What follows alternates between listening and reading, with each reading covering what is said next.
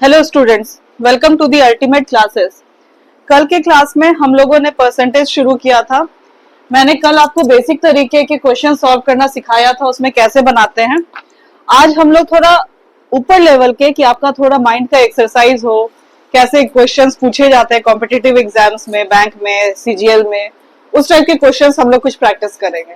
ठीक है, चलिए तो हम लोग पहला क्वेश्चन से शुरू करते हैं। तो क्लास हम लोग का सबसे पहला क्वेश्चन है, देखिए क्वेश्चन इंपॉर्टेंट है, आईबीपीएस में पूछा गया है 2020 में।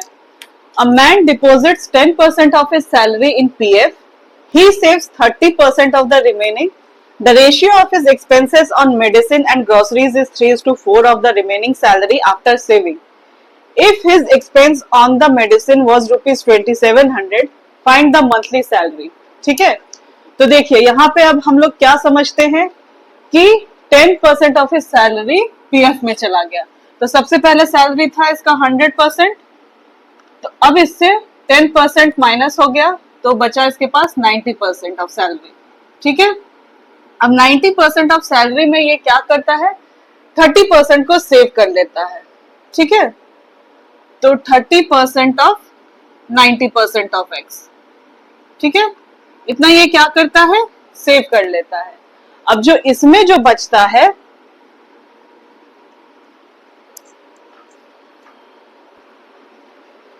तो देखिए हम लोग क्या समझते हैं कि 10% ऑफ हिज सैलरी चला गया, तो लेट द सैलरी बी, सबसे पहले हम लोग यहां से शुरू करते हैं, let the salary be x.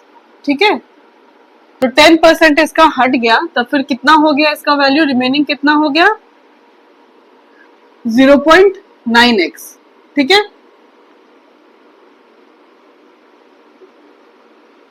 0.9x बचा इसका, क्योंकि इसका 10% इसमें माइनस कर दिया। देखिए कैसे, 10% of x, x minus 10% of x, तो x माइनस 0.1x, तो ये हो गया 0.9x।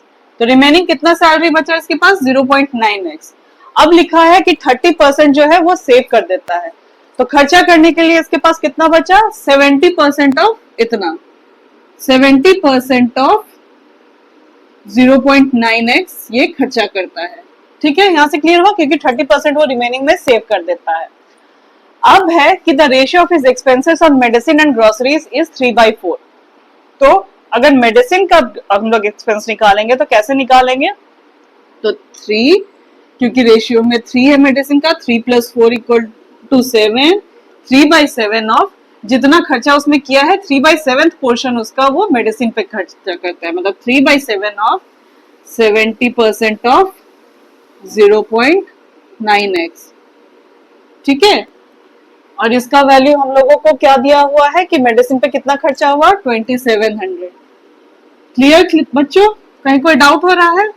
तो जब हम लोग इसको x को सॉल्व करेंगे तो ये हम लोग का कितना होगा, आप लोग खुद से सॉल्व करके भी देखिएगा, तो होगा 10,000 रुपीज। ठीक है, आपका आंसर कितना निकला, 10,000। कैसे निकला समझ में आया? कोई बहुत लंबा चौड़ा कैलकुलेशन इसमें था नहीं।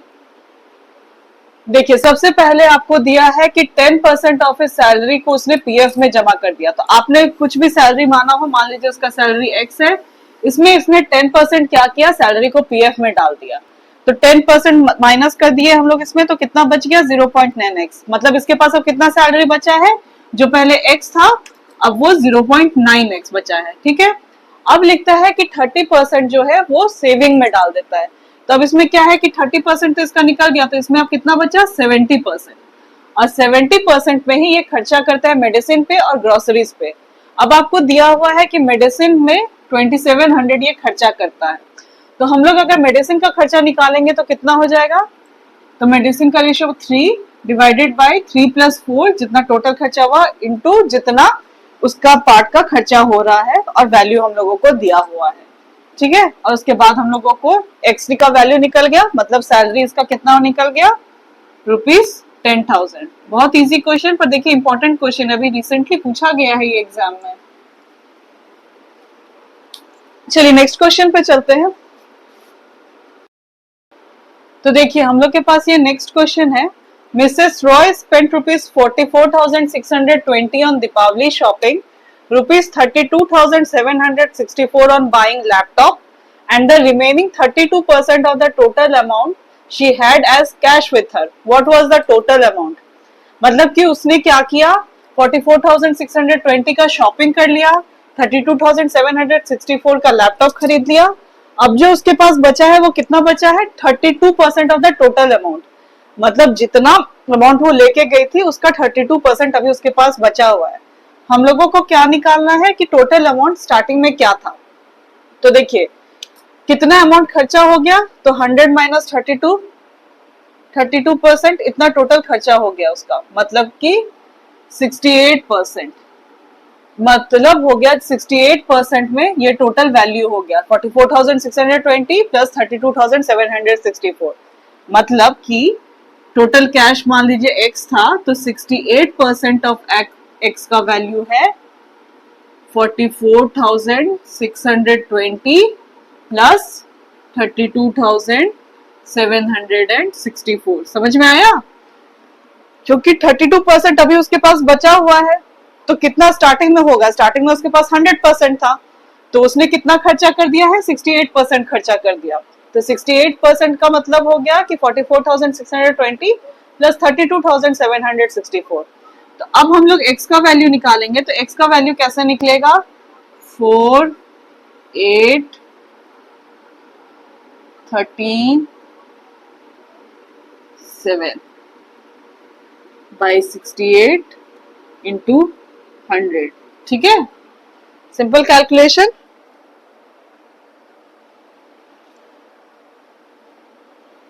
तो x का वैल्यू कितना निकल गया, 1, 1, 3, 8, 00.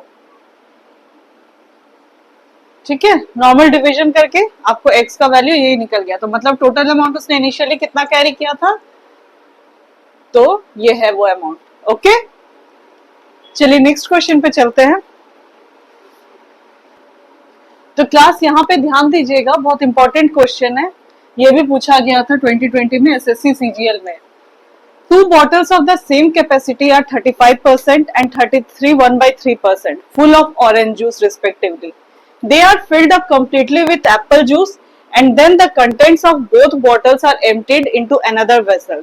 The percentage of apple juice in mixture is. तो इस क्वेश्चन पे क्या दिया हुआ है कि 2 बॉटल है, ठीक है, दोनों बॉटल का कैपेसिटी सेम है. मतलब कि अगर एक 5 लीटर का है तो दूसरा भी 5 लीटर का है.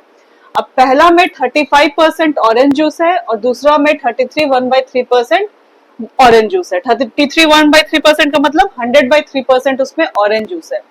अब जितना बचा हुआ था उतना उस पे एप्पल जूस भर दिया गया है. मतलब 35% जो उसमें था उसमें 65% भर दिया गया है और इस पे भी बाकी एप्पल जूस भर दिया गया है. अब हम लोग क्या करते हैं कि वो दोनों बॉटल को एक तीसरे बर्तन में डालते हैं जिसमें दोनों को मिला देते हैं. अब हम लोगों को निकालना है कि इसमें एप्पल जूस का परसेंटेज कितना है जितना हम लोगों ने मिक्स किया है. ठीक है, तो इसको हम लोग कैसे सॉल्व करेंगे. देखिए अब तक मैंने आपको बताया कि हम लोग x मान के चलते हैं कि let the total amount be x. अब मैं आपको एक दूसरे तरीके से बताती हूँ कि मान लीजिए आप लोगों ने दोनों बॉटल का कैपेसिटी निकाला तो 100 यूनिट का कर दिया. जैसे कि पहला वेसल में हो सकता है, फर्स्ट वेसल पे 100 यूनिट्स हो सकता है, ठीक है, और दूसरा सेकंड वेसल पे भी हो सकता है 100 यूनिट्स. ठीक है, अभी हम लोगों को 100 यूनिट्स का वैल्यू नहीं पता, हम लोगों ने मान लिया है कि वो 100 यूनिट्स है. तो टोटल कितना हो गया है, 200 यूनिट्स हो गया. ठीक है, 200 यूनिट्स है. अब हम लोगों को बोला गया है कि ऑरेंज जूस कितना है. तो orange juice, total orange juice हम लोगों का कितना हो गया, टोटल ऑरेंज जूस हम लोगों का हो गया,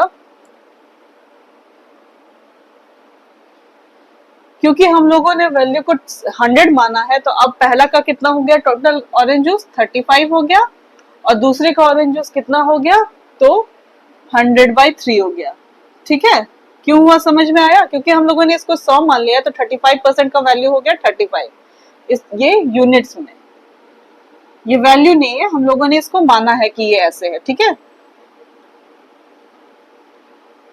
प्लस 100/3, तो दैट इज 205/3 यूनिट्स।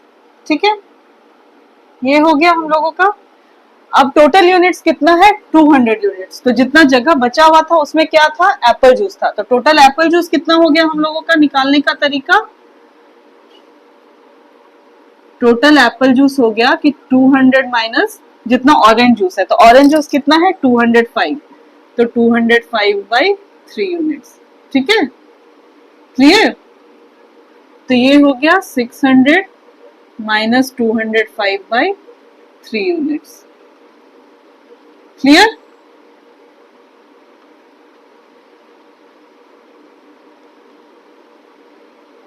ये है हम लोगों का एप्पल जूस।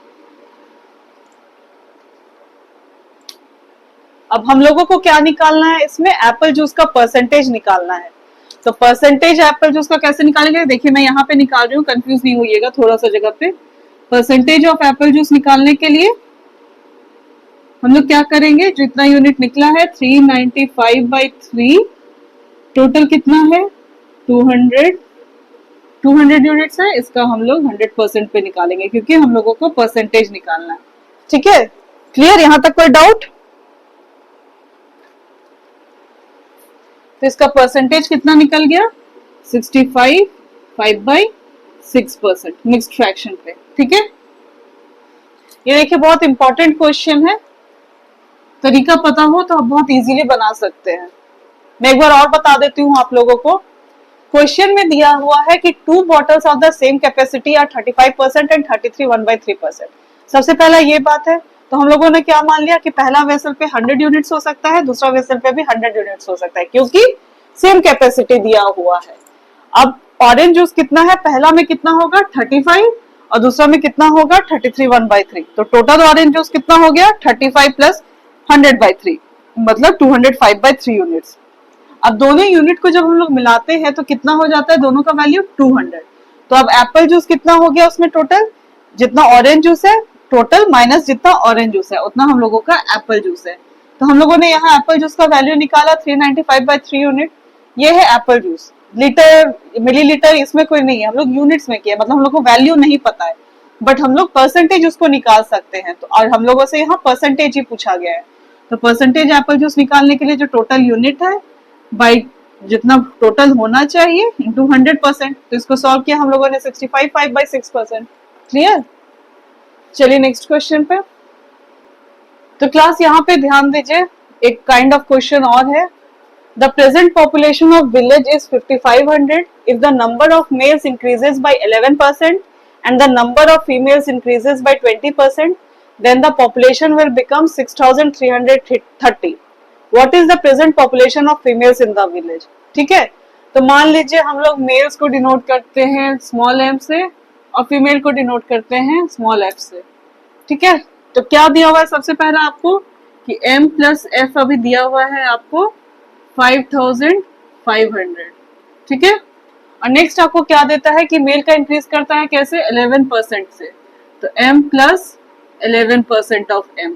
ठीक है, अब y का इंक्रीज कर रहा है, मतलब फीमेल्स इंक्रीज कर रही है 20% से, तो मतलब फीमेल प्लस 20% ऑफ फीमेल, तब कितना पॉपुलेशन हो जा रहा है? 6330।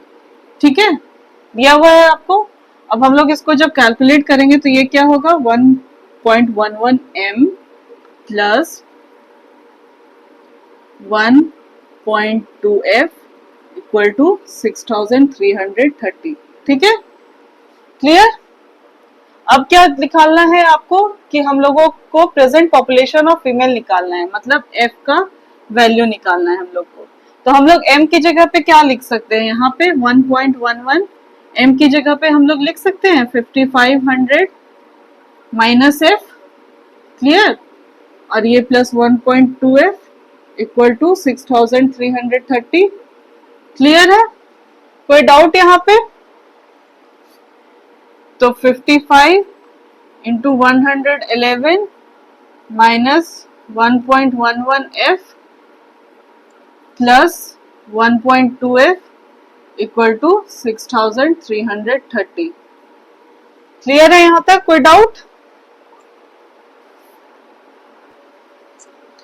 तो जब हम लोग इसको सॉल्व करेंगे तो प्रेजेंट पॉपुलेशन ऑफ फीमेल आ जाएगा आपका 2500। क्लियर?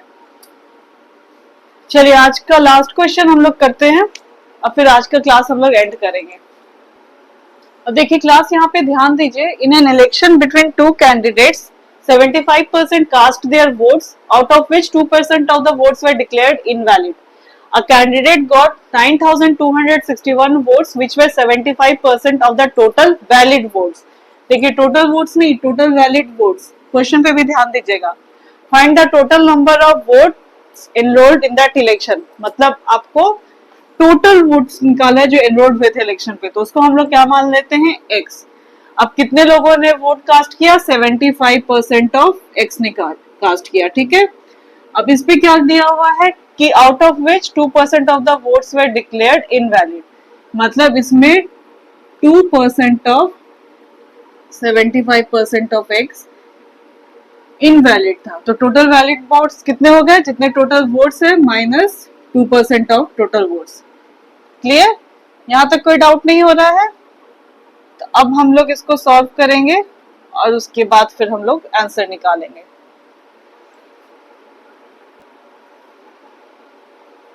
तो देखिए इसका मतलब क्या हो गया, 3/4 मतलब 3x/4 इंटू 98/100। ठीक है, अब फिर हम लोग को क्वेश्चन में क्या दिया है कि 75% of the total valid votes, मतलब कि 75% of total valid votes is 9261।